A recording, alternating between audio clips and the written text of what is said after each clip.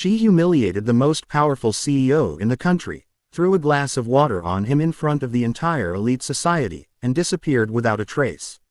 The next morning, every billboard, every news channel, every social media feed carried just one message: find her.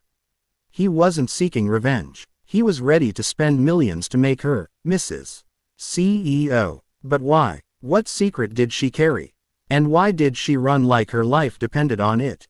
Stay till the end for a twist that will leave your heart trembling. And if you love intense, emotional, jaw-dropping stories like this, make sure to subscribe to this channel and never miss a miracle wrapped in mystery. She never meant to pour the water on him. At least, that's what she told herself while running barefoot down the marble stairs of the grand ballroom of the 6-star Serena Hotel, her breath shaking as violently as her hands had minutes earlier.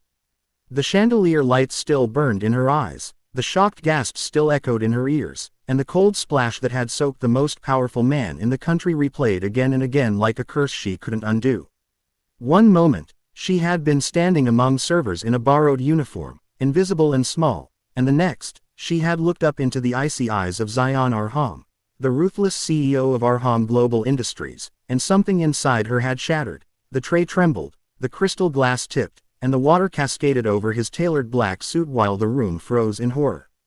People whispered that no one dared insult Zayaan and survived socially, financially, or otherwise. He was known as the man who built an empire from dust, who crushed competitors with a smile, who turned losses into billion-rupee victories overnight. The media had named him the king without mercy, and yet, in that humiliating second, when water dripped from his hair onto the polished floor, he had not shouted, had not grabbed her wrist, had not demanded security. Instead, he had simply stared at her as though he had seen a ghost. That stare was what terrified her most, because she recognized it, not from newspapers or business magazines, but from somewhere older, deeper, locked in the shadows of her childhood. Her name was Abir, though tonight she had answered to girl and waitress, and she had taken the job for one reason only: to confirm whether the rumors were true, whether the man whose face haunted her fragmented memories was really alive and standing under those golden lights.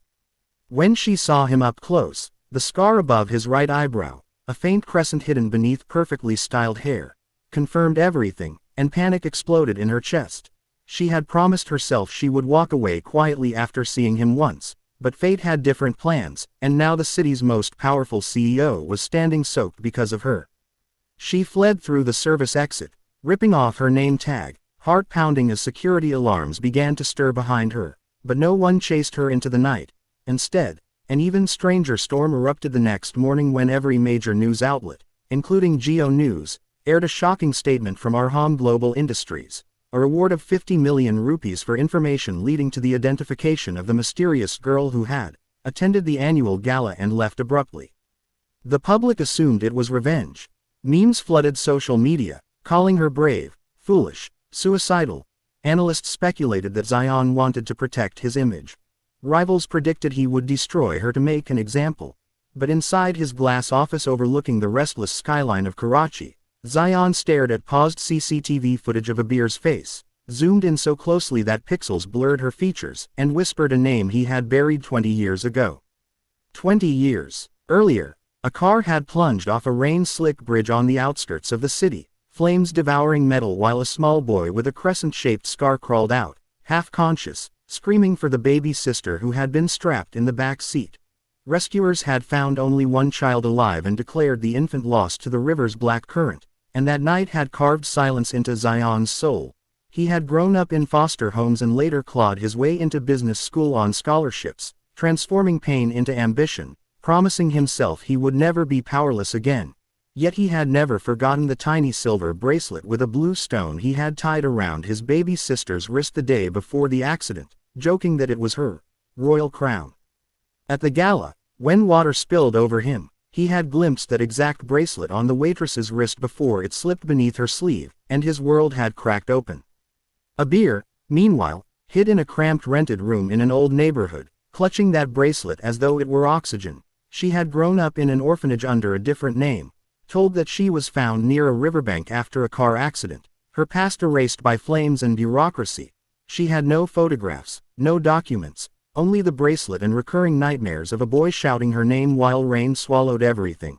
When she saw Zayaan's scar on television months ago, accepting an award for Businessman of the Year, something in her blood recognized him, and she began investigating quietly, discovering through old archives that his family had indeed died in a mysterious accident the same year she had been admitted to the orphanage. She didn't approach him because she feared rejection, feared that he would deny her, or worse, that she was mistaken and would be humiliated, so she planned only to see him once at the gala, to measure her memories against reality, but destiny forced contact in the most explosive way possible. As the reward announcement spread, men began prowling neighborhoods, chasing tips for money. Strangers knocked on doors asking about a waitress with luminous eyes. Abir realized she had endangered not only herself but the elderly woman who rented her the room. Fear tightened around her like a noose. She decided to leave the city that night, packing her few clothes and the bracelet, when a black car stopped outside her building, sleek and silent as a predator. She froze behind the curtain as a tall man stepped out. Not security, not police, but Zayaan himself. He dismissed the driver and looked up at the crumbling structure with an expression that was not anger but desperate hope. Abir's pulse roared in her ears. Every instinct screamed to run, yet her feet refused to move. Minutes felt like years before a gentle knock sounded on her door. The landlady, trembling at the sight of wealth, called Abir's false name. She opened the door slowly, and there he stood. No cameras, no bodyguards, no fury, only eyes shadowed by sleepless nights. "Why did you run?" he asked softly, and the question carried more pain than accusation. She wanted to deny everything, to claim it was an accident, to hide the bracelet, but his gaze dropped to her wrist where the blue stone glimmered under the dim bulb. His breath hitched as if stabbed by memory. "Where did you get that?" he whispered, voice breaking in a way the world had never heard from him, and suddenly the powerful CEO looked like the frightened boy from her dreams. The room shrank around them. Words tangled in her throat until she forced them out. "I was told I was found near a river. I don't know who I am. I saw your scar." Silence exploded between them. Then he took a step back as though the ground had shifted. The revelation should have brought immediate joy, but life is cruelly complex. Doubt crept in. What if it was coincidence? What if someone had planted her to manipulate him? What if the bracelet was stolen? Years of corporate warfare had trained Zayaan to suspect traps in every smile, yet his heart pounded with a truth logic couldn't silence. He asked for a DNA test, his tone apologetic, and Abir agreed, though humiliation burned in her veins. Samples were taken discreetly at a private lab. While results processed, rumors intensified. Tabloids claimed the CEO had found a secret lover. Rivals hinted at scandal. Shareholders worried about his distraction. But Zayaan ignored them all, spending evenings outside Abir's building like a guard, refusing to let anyone intimidate her. For the first time since childhood, he prioritized a human connection over profit. When the results arrived, sealed and trembling in his hands, the world seemed to hold its breath. 99.99% probability, full siblings. The paper blurred as tears, real, unstoppable tears, fell onto numbers that rewrote their destinies. He had found his lost sister. He rushed to her room, but destiny twisted again. She was gone. The landlady sobbed that men had come earlier, claiming to be from Arham Global, offering to relocate Abir for safety. Zayaan's blood ran cold because he had sent no one. A rival conglomerate, desperate to destabilize him, had discovered his search and abducted the one person who could break him emotionally. Suddenly the water incident transformed from humiliation to weapon. Headlines screamed about corporate war. Zayaan unleashed every resource. Private investigators, legal teams, old contacts from the underworld he had once navigated in his climb to power. Millions flowed not for reputation but for rescue. Abir woke in a dim warehouse, wrists tied, confusion swirling. The men guarding her argued about ransom figures, unaware she understood more about corporate dynamics than they assumed. She remembered the way Zayaan had looked at the DNA results, remembered the warmth in his voice when he said, "You're not alone anymore," and something fierce ignited inside her. She refused to be the weak sister who needed saving. Using a shard of broken glass, she cut through ropes, slipping past distracted guards, triggering a chaotic chase through stacked containers near the port. Rain began to fall. The same relentless rain from her nightmares, yet this time she ran toward survival, not away from it. At the same moment, Zayaan traced a phone signal to the docks and arrived with police sirens piercing the storm. Amid flashing lights and thunder, brother and sister found each other again, soaked but alive. He wrapped his coat around her trembling shoulders as though shielding a fragile miracle. The kidnappers were arrested, rival executives exposed, and the city watched in stunned fascination as the water girl transformed overnight into the long-lost heir of Arham bloodline. But another twist waited quietly. Abir confessed that before the gala she had been diagnosed with a rare heart condition, the result of childhood trauma and neglect. Doctors had given her limited time without an expensive surgery she could never afford. She hadn't approached Zayaan earlier because she didn't want pity or charity. She had wanted only to know if she belonged to someone in this vast, indifferent world.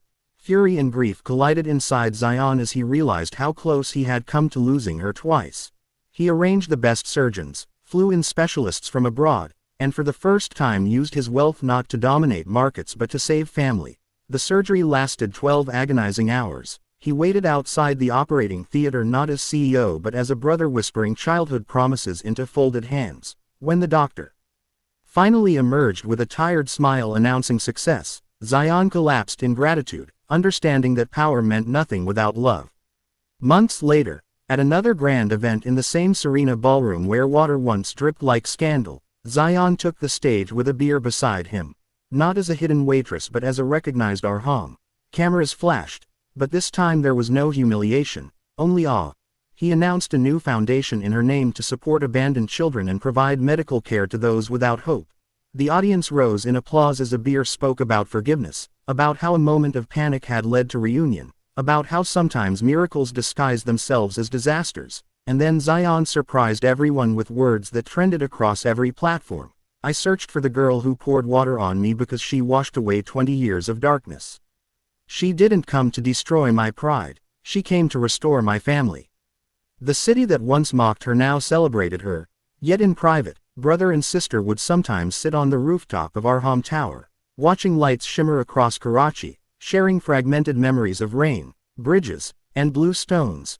Trauma did not vanish overnight, but together they stitched new stories over old scars.